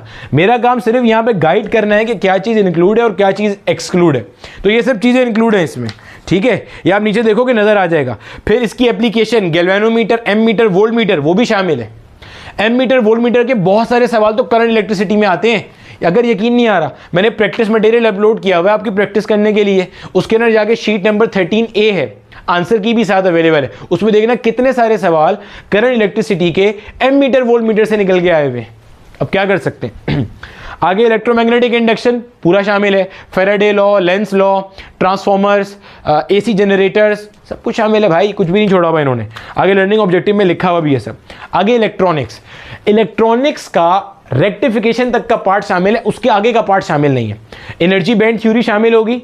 एनर्जी बैंड थ्योरी जो सिन बोर्ड वाले हैं उनके इलेक्ट्रॉनिक्स के चैप्टर में ही है। जो बाकी बोर्ड वाले हैं आपके फिजिक्स ऑफ सॉलिड, अगर जो बाकी बोर्ड वाले हैं वो फिजिक्स ऑफ सॉलिड देखेंगे तो फिजिक्स ऑफ सॉलिड के अंदर 3 मेजर टॉपिक्स पढ़ाए जाते हैं। पहले जैसे आप कहते हैं ना स्ट्रोक्स लॉ या हुक्स लॉ, ठीक है, हुक्स लॉ पढ़ाया जाता है, सॉरी स्ट्रोक्स लॉ बोल रहा था, हुक्स लॉ पढ़ाया जाता है। F=-kx वाला, उसमें डिफॉर्मेशन का कॉन्सेप्ट आता है, स्ट्रेस स्ट्रेन का कॉन्सेप्ट आता है, वो एक्सक्लूडेड है, वो शामिल नहीं है। हाँ लेकिन उसमें जो मैग्नेटिक प्रॉपर्टीज ऑफ मैटर वाला पार्ट है वो शामिल है। पैरामैग्नेटिक, डायामैग्नेटिक, फेरोमैग्नेटिक, ये सब शामिल है। क्यों? क्योंकि जब आप इलेक्ट्रोमैग्नेटिज्म देखोगे तो उसके अंदर मैग्नेटिक फील्ड का कॉन्सेप्ट लिखा हुआ है और ये सब नेचुरली अकरिंग मैग्नेटिक सब्सटेंसेस के बारे में ही बात कर रहे हैं यहाँ पे। पैरा, डाया, फेरोमैग्नेटिक में से ही मटेरियल्स होते हैं जिनको आप इलेक्ट्रोमैग्नेटिक बनाते हो। क्लियर हो गया? तो ये सब शामिल है इसके अंदर। सिमिलरली फिजिक्स ऑफ सॉलिड के अंदर जो तीसरी चीज पढ़ाई जाती है वो एनर्जी बैंड थ्योरी का कॉन्सेप्ट है। तो एनर्जी बैंड थ्योरी और मैग्नेटिक प्रॉपर्टीज ऑफ मैटर वाला पार्ट शामिल है। जो स्टार्ट के अंदर डिफॉर्मेशन या स्ट्रेस स्ट्रेन का कॉन्सेप्ट है उसको आप छोड़ सकते हो, मॉड्यूलस ऑफ वेलोसिटी वगैरह वो इंक्लूड नहीं है। सिमिलरली ऑल्टरनेटिंग करंट नहीं इंक्लूड, उसमें आप RC, RL, RLC सर्किट छोड़ सकते हो, सकून से वो पार्ट नहीं है। ऑल्टरनेटिंग करंट की बस बेसिक्स पता होनी चाहिए कि ऑल्टरनेटिंग करंट और डायरेक्ट करंट में फर्क क्या है, ऑल्टरनेटिंग करंट जनरेट कैसे होता है, क्योंकि यहां पे जनरेटर का लफ्ज लिखा हुआ है। क्लियर है? अच्छा, रेक्टिफिकेशन तक जाना है तो आपको एनर्जी बैंड थ्योरी, फिर PN junction diodes, P type material, N type material, half wave और फुल वेव रेक्टिफिकेशन और इसके रिपल फैक्टर और इसकी रिपल को स्मूथ आउट कैसे करते हैं, ये सारे कॉन्सेप्ट पता होने चाहिए। सिमिलरली मॉडर्न फिजिक्स में सब कुछ शामिल है, A to Z चीज शामिल है। ब्लैक बॉडी रेडिएशन भी शामिल है, photo electric, Compton effect, pair production, pair annihilation, uncertainty principle, wave particle duality, जिसको हम डी ब्रॉयस, आप लोग डी ब्रोगली कहते होगे, डी ब्रॉयस का हाइपोथेसिस है, वो भी शामिल है। ये सब चीज़ें इसमें शामिल है, लिखा हुआ है यहाँ पे। एटॉमिक स्पेक्ट्रा पूरा चैप्टर है एज यूजुअल। सिमिलरली यहाँ पे आपके पास है न्यूक्लियर फिजिक्स, न्यूक्लियर फिजिक्स भी पूरा शामिल है A to Z। बस जो आखिर में न्यूक्लियर डिटेक्टर्स है ना, विल्सन क्लाउड चैम्बर या GM काउंटर या सॉलिड स्टेट डिटेक्टर, उसको आप एक बार रीड कर सकते हो बस। अब अगर मैं इसका एक क्विक समराइज वर्जन आपके सामने दूं कि क्या छोड़ना है और क्या करना है। क्लास 11 में सब पढ़ना है, छोड़ना क्या है? फ्लूइड डायनामिक्स आप छोड़ सकते हो, सिन बोर्ड में वैसे ही नहीं है।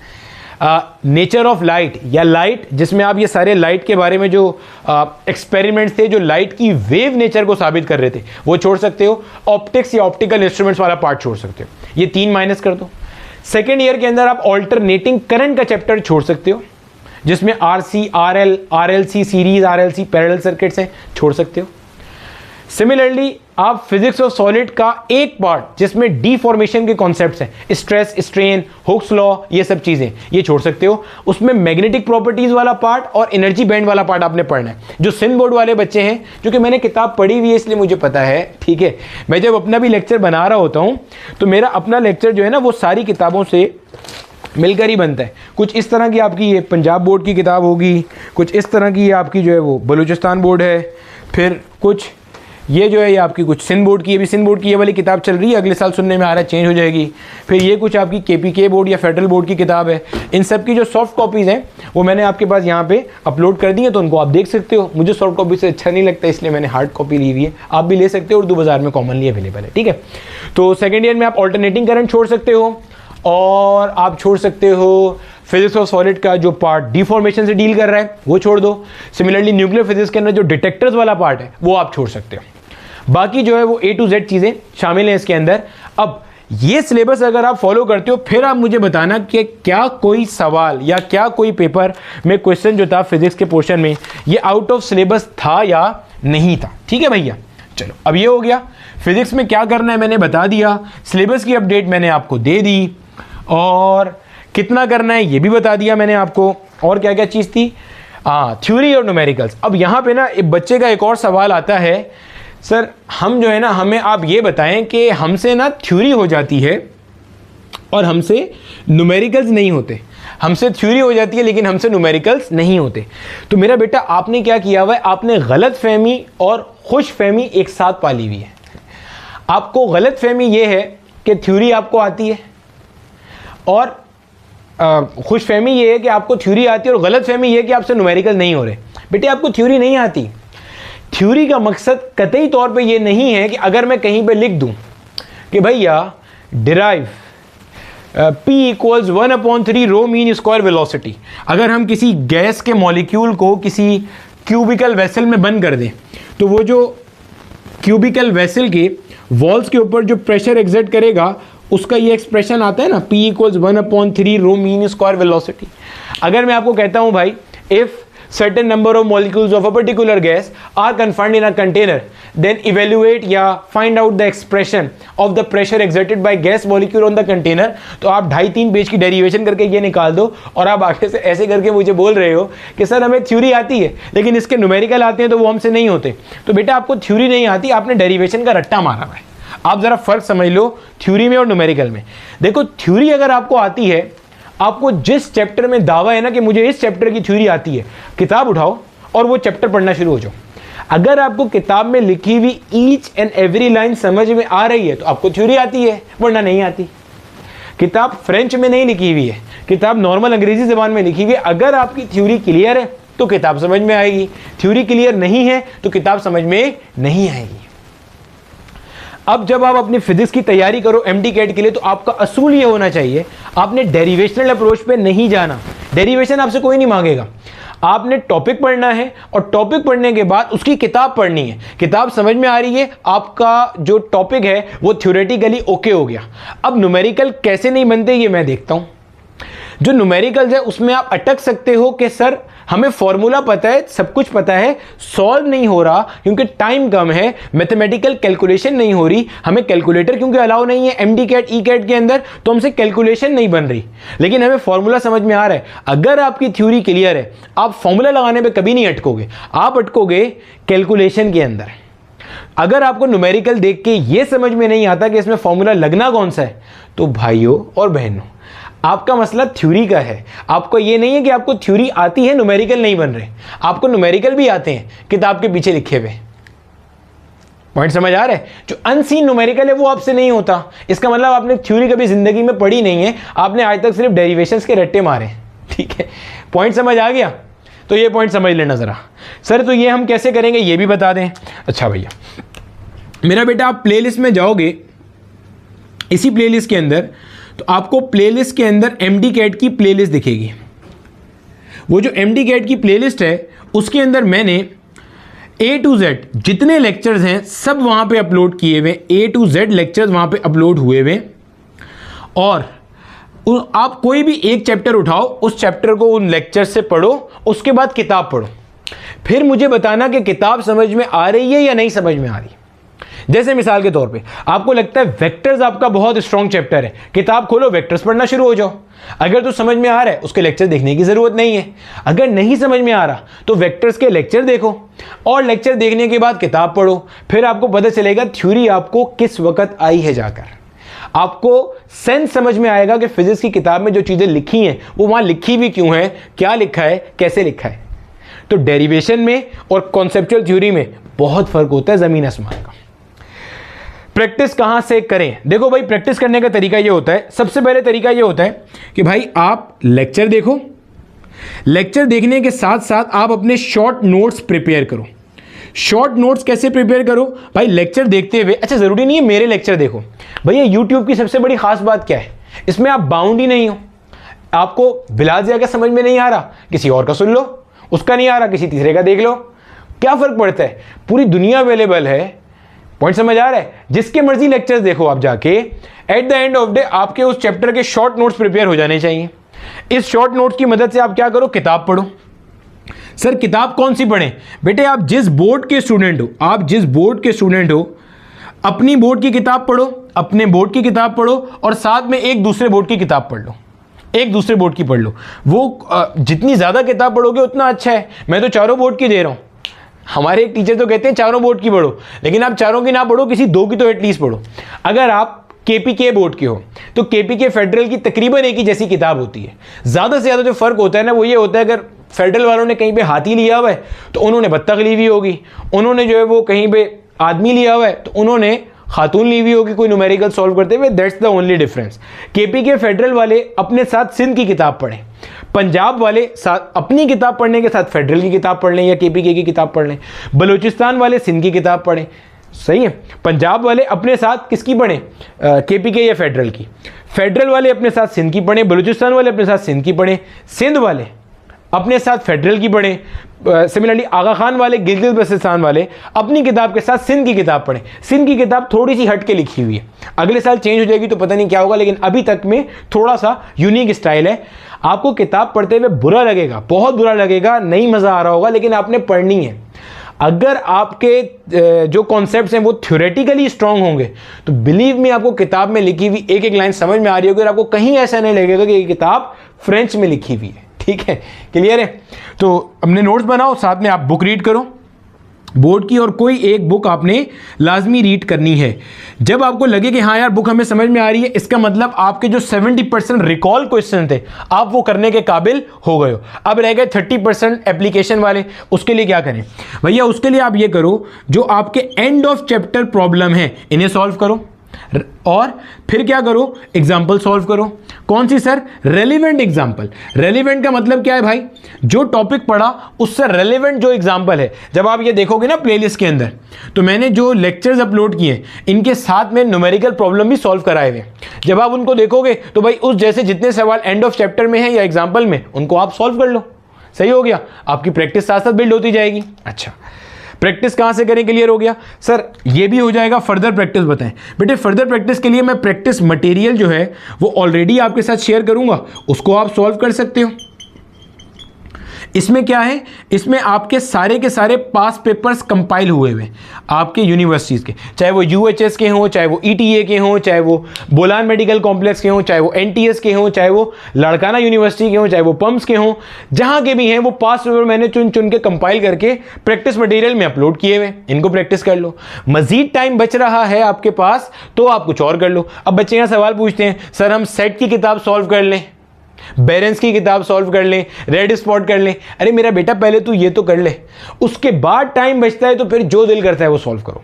पहले नंबर पे बुक रीडिंग मैंडेटरी है, 2 किताबें पढ़ना मैंडेटरी है। अगर आप 2 किताबें नहीं पढ़ रहे तो साथ साथ किसी और फील्ड में अप्लाई करना शुरू कर दो, क्योंकि एमडी कैट आपके बस का गेम नहीं है।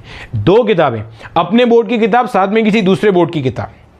फेडरल केपी के बलूचिस्तान वालों को बोला है अपने बोर्ड के साथ सिंध की किताब, पंजाब वालों को बोला है अपने बोर्ड के साथ फेडरल की किताब, गिलगित बल्तिस्तान आगा खान वालों के लिए भी अपने बोर्ड के साथ फेडरल की किताब या सिंध की किताब, दोनों में से कुछ भी पढ़ सकते हो, ठीक है। तीनों पढ़ लो तो बहुत ही अच्छा है। क्लियर हो गया? फिर एंड ऑफ चैप्टर प्रॉब्लम और रेलिवेंट एग्जाम्पल, और मैंने भी यहाँ न्यूमेरिकल्स कराए हुए हैं, प्रैक्टिस मटेरियल पास पेपर, ये सब करते हो तो आपका मसला हल हो जाता है। अब सर कैसे पढ़ें, टाइम कैसे मैनेज करें?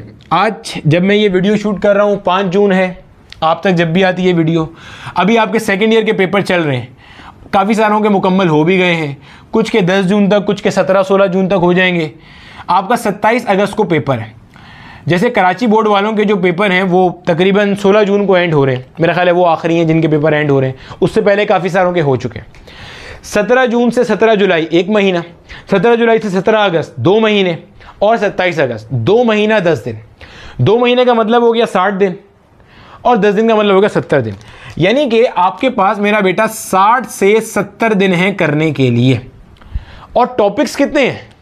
टॉपिक्स बहुत सारे हैं आपके पास, टॉपिक्स बहुत सारे हैं आपके पास। बहुत सारों से मुराद, अगर मैं आपको टॉपिकल 1 शॉट में बताऊं, measurements, vectors, kinematics, dynamics, projectile motion, circular motion, rotational motion, gravitational motion, work power energy, oscillation, waves, sound, first year से हो गए।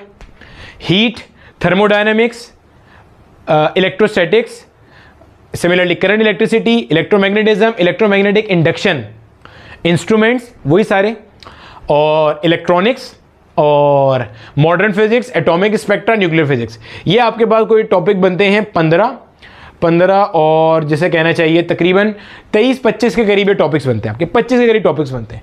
अगर आप इनको 70 डेज के ऊपर तकसीम करो तो ये आपके पास 3 से 4 दिन में या 2 से 3 दिन में एक टॉपिक कवर हो सकता है आराम से, कोई मसला नहीं है। देखो मैं फिर यहाँ पे एक बात रिपीट करूंगा, अगर आप एमडी कैट के एग्जाम की तैयारी करने बैठे हो तो किसी ने भाई फोर्स तो नहीं किया था ना, ऐसे तो नहीं हुआ किसी ने गन पॉइंट पे आके आपको बोला हो कि चल भाई उठ जाके एमडी कैट के एग्जाम की प्रिपरेशन कर। आप अपनी विलिंगनेस से अपने आप को व्हाइट कोट में देखना चाह रहे हो, अपने नाम के साथ डॉक्टर लगाना चाह रहे हो या डेंटिस्ट लगाना चाह रहे हो, व्हाटसोएवर, ऐसे ही है ना, किसी ने फोर्स तो नहीं किया, आपने खुद एक फील्ड इख्तियार की है तो भाई उसके लिए मेहनत कर लो। फिर अब मेहनत करने के लिए क्या है, जब आपका ये टाइम ख़त्म हो जाता है, सारा क्वालिटी कंटेंट आपके पास अवेलेबल है, आपने सिर्फ उसे करना है। मैं ये भी नहीं कह रहा कि पूरा दिन सिर्फ फिजिक्स पढ़ते जाओ, 2 से 3 दिन जो आपके हैं उनमें आप टाइम सेट करो, दिन में 14 से 15 घंटे पढ़ने का टाइम सेट करो अपना सुकून से। भाई कंपटीशन का एग्जाम है, ये नहीं देखो कि मैं 10 घंटे पढ़ रहा हूँ, और कोशिश करो कि जो इररेलेवेंट चीज़ें हैं उनसे थोड़ा ब्रेक हासिल करो। फेसबुक है, ट्विटर है, इंस्टाग्राम है। फेसबुक के ऊपर पहले भी ये मीम जैसी चलती थी, आज भी चलती हैं, आपके एमडी कैट के बाद भी चलती रहेंगी। पाकिस्तानी वेले लोग हैं, टाइम पास करने में इनका कोई सानी है ही नहीं, तो ये बाद में भी चलता रहेगा। बेहतर है आप बाद में कर लेना। फेसबुक पे जो आपने ग्रुप ज्वाइन करे हुए हैं, डेली एक MCQ या किसी कोचिंग के फड्डे में को सॉल्व करा रहे हो कि भाई फलाना कोचिंग अच्छा है, नहीं फलाना कोचिंग अच्छा है, ग्रुप बने हुए होते हैं ना, ये कोचिंग का टीचर अच्छा है, वो कोचिंग का टीचर बुरा है, आप लड़ाई कर रहे हो, ना इस कोचिंग को आपकी लड़ाई से फ़ायदा हो रहा है ना उस कोचिंग को फ़ायदा हो रहा है, वो बैठे हुए आपका टाइम वेस्ट हो रहा है सिर्फ, और कुछ भी नहीं है। सिमिलरली ट्विटर के ऊपर आज इसे पकड़ लिया, वो सियासतदान को पकड़ लिया, उसे अंदर कर दिया, आपका क्या लेना देना है इससे? आपने क्या करना है इससे? आप पहले अपना जो कर रहे हो वो तो कर लो भाई। मुल्क की सियासत 70-75 ईयर से ऐसे ही चल रही है, वो ऐसे ही चलती रहेगी। आपका इससे क्या लेना देना है कि जो क्या चल रहा है। मैं किसी पॉलिटिकल पार्टी को सपोर्ट या वो नहीं कर रहा, डिसरिगार्ड नहीं कर रहा, ये सब ऐसे ही चलता है भाई, ये चलता रहेगा। इलेक्शन होने हो जाएंगे, नहीं होने नहीं होंगे, आपका क्या कंसर्न है इसके अंदर। आप अपनी पढ़ाई पे तो बच्चा दो, ठीक है। सिमिलरली पर स्नैपचैट पे वो कुत्ते बिल्ली वाले फिल्टर लगा के घूम रहे हो, अरे भैया क्या करोगे इससे करके। फिर इंस्टाग्राम के ऊपर जो है वो इन्फ्लुएंसर बने हुए हो, ठीक है, लोगों को गाइड कर रहे हो। भाई ये सारा इन्फ्लुएंस बाद में करना, खुदा ना खास्ता पेपर पास नहीं हुआ ना तो आपकी अपनी ज़िंदगी को इन्फ्लुएंस करने के लिए किसी और की ज़रूरत पड़ जाएगी। फिर तो अभी पढ़ाई कर लो, फिर मैसेंजर पे उल्टी सीधी हरकतें कर रहे हो, भाई ये सब चीज़ें छोड़ दो कुछ टाइम के लिए। व्हाट्सएप पे बेहूदगियाँ कर रहे हो, भाई ये सब छोड़ के अपनी तैयारी कर रहे हो। सारा क्वालिटी कंटेंट मिल रहा है ना, मेरी तरह कोई ना कोई केमिस्ट्री का टीचर भी होगा, सारा कंटेंट A to Z पढ़ाएगा। सिमिलरली बायो का भी कोई ना कोई होगा, सब पढ़ा रहा होगा, तो आप पढ़ो वहाँ से। क्लियर है। तो ये सब चीज़ें भाई टाइम 60 से 70 दिन है, इसी में करना है। हर साल इतना ही टाइम मिलता है बच्चे को पेपर के बाद, हर साल बच्चे करते हैं, हर साल पोजीशंस भी आते हैं, फेल भी होते हैं। फेल होने वाले as usual out of syllabus की टोपियां डालते हैं, पास होने वाले बताते हैं कि हमने पढ़ लिया था। तो आपके पास भी चांस है। आपको सारा फिजिक्स का कंटेंट मैंने यहाँ पे प्रोवाइड कर दिया है, प्रैक्टिस मटेरियल प्रोवाइड कर दिया है, पीएमसी के solve sample paper, solve practice test provide कर दिए हैं, और आपके लिए बचा क्या है, किताबें भी प्रोवाइड कर दी हैं। चलो वो भी मसला ख़त्म, ठीक है। अच्छा ठीक है भैया, तो ये हमारे पास जो है वो थोड़ी सी कहानी थी। अच्छा अब यहाँ पे जो एक छोटी सी अनाउंसमेंट थी वो क्या है भाई, छोटी सी अनाउंसमेंट ये है कि ये जिन वन शॉट लेक्चर्स के मैंने आपके सामने नाम लिए थे, मैं कोशिश कर रहा हूँ यही वन शॉट लेक्चर बना रहा हूँ। बेसिकली जो मैं 2-2.5 महीने से गायब हूँ, तो मैं यही कर रहा हूँ, ये वन शॉट लेक्चर प्रिपेयर कर रहा हूँ ताकि जो मेरे पुराने लेक्चर्स हैं उन्हें रीवैम्प किया जाए, उन्हें अपडेट किया जाए। क्योंकि मुझ पे एक टैग लगा हुआ है कि मैं ज़्यादातर सिंध के कंटेंट को फोकस करता हूँ, हालांकि ऐसा नहीं है। अगर आप किसी भी एक चैप्टर का लेक्चर देखोगे और आप उसको किसी भी टेक्स्ट बुक से पढ़ोगे, आपको वो समझ में आ जाएगा। लेकिन चलो कोई मसला नहीं है, बेहतर है हमने उससे चीज़ें सीखी और अब उसको नए सिरे से रीवैम्प कर रहा हूँ। तो वो जो वन शॉट लेक्चर है वो आपके लिए होंगे, चाहे आप MD कैट के हो चाहे आप E कैट के हो। उसमें होगा क्या, उसमें टॉपिकल वन शॉट है। टॉपिकल वन शॉट स्टार्ट कहाँ से हो रहे हैं, स्टार्ट हो रहे हैं बेसिक मैथ से। पहला लेक्चर है बेसिक मैथ्स का। मतलब देखो MD कैट E कैट में आपको कैलकुलेटर तो अलाउ होता नहीं है। जब कैलकुलेटर अलाउ नहीं है तो आपने विदाउट यूजिंग कैलकुलेटर स्क्वायर भी निकालना है, स्क्वायर रूट भी निकालना है, trigonometric functions, quadratic equations, graph, ये सब चीज़ें आपने करनी है। तो बेसिक मैथ्स के पहले 2 लेक्चर हैं, लेकिन वो लेक्चर्स लेंदी होंगे। 2.5 से 3 घंटे का बेसिक मैथ्स का एक लेक्चर है, उसमें कंटेंट बहुत डाला है। मतलब अगर आप वो 2 बेसिक मैथ्स के लेक्चर देखते हो तो आपकी पूरी फिजिक्स की मैथ्स वहाँ हल हो जाएगी। फिर उसके बाद वेक्टर्स हैं। अब वेक्टर्स को मैंने टॉपिकल वन शॉट में ब्रेक कर दिया। वेक्टर्स की 1-2-2.5 घंटे की वीडियो, उसमें बेसिक मैथ्स बताई, बेसिक मैथ्स बोल रहा हूँ, बेसिक्स बताई वेक्टर्स की। फिर 1-2-2.5 घंटे की वीडियो उसमें वेक्टर्स को ऐड कैसे करना है बताया। फिर 1-2-2.5 घंटे की वीडियो उसमें वेक्टर्स को मल्टीप्लाई कैसे करना है। तो पूरी फिजिक्स को टॉपिकल वन शॉट में ब्रेक कर दिया ताकि आपको पता हो कि भाई मैं ये टॉपिक स्टार्ट कर रहा हूं, अब जब उठूंगा तो मेरा टॉपिक पूरा हो चुका होगा। सर्कुलर मोशन एक टॉपिक में पूरा कर दिया, तो वो आपके लिए एक गिफ्ट है जो पूरा इंशाल्लाह मैं अपलोड करूंगा आपके MD कैट से पहले। स्टार्ट होगा 16 तारीख से। मैं क्लास 11 की डिटेल प्लेलिस्ट बना रहा था, उसको मोशन एंड फोर्स पे पॉज करके मैं पहले इस प्रोजेक्ट पे आ गया ताकि जो बच्चे E कैट या MD कैट वाले उनकी ज़रूरत अभी ज़्यादा है, तो पहले वो अपना पार्ट मुकम्मल कर लें। ठीक है, 17 या 16 तारीख से मैं इंशाल्लाह लेक्चर्स अपलोड करना शुरू कर दूंगा उसके। बाकी यहाँ तक आपको समझ में आ गया हो तो अच्छी बात है, मुझे बता दिएगा। और कोई क्वेरी हो तो मुझसे आप पूछ सकते हैं। physicsbybilal@gmail.com मेरी email ID है। अपना ख्याल रखिएगा। अगले लेक्चर तक के लिए अल्लाह हाफ़िज़।